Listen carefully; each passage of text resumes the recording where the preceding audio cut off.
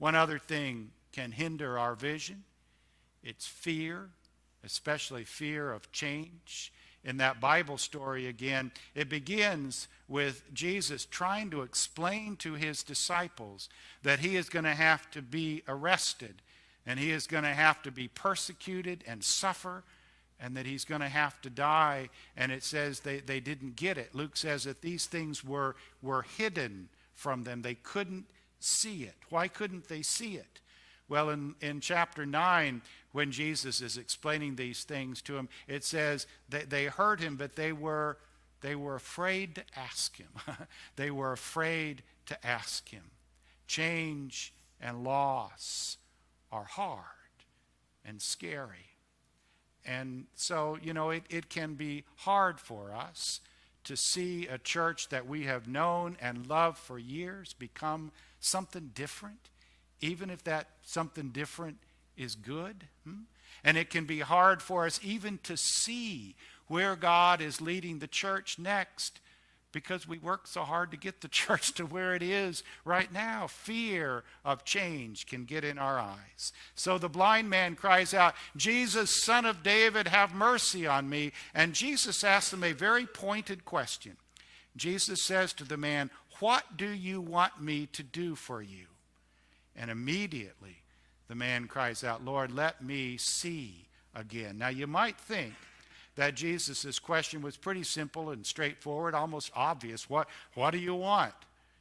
Except we all answer that question sometimes in such trivial ways. What I want is a little more money.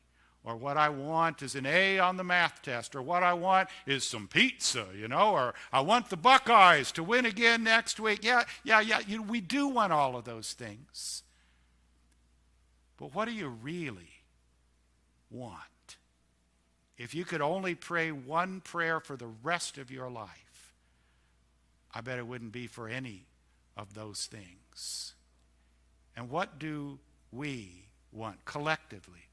What do we want Jesus to do for our church?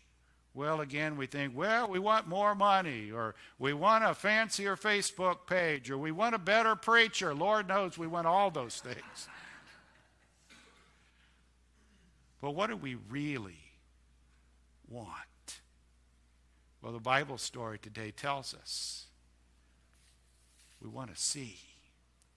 We want to be able to see again.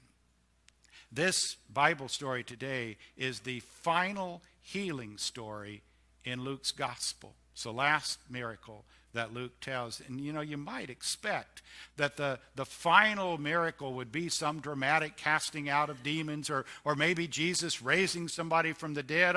Jesus did both of those things, but no. The ultimate healing is this story. It is the restoring of sight.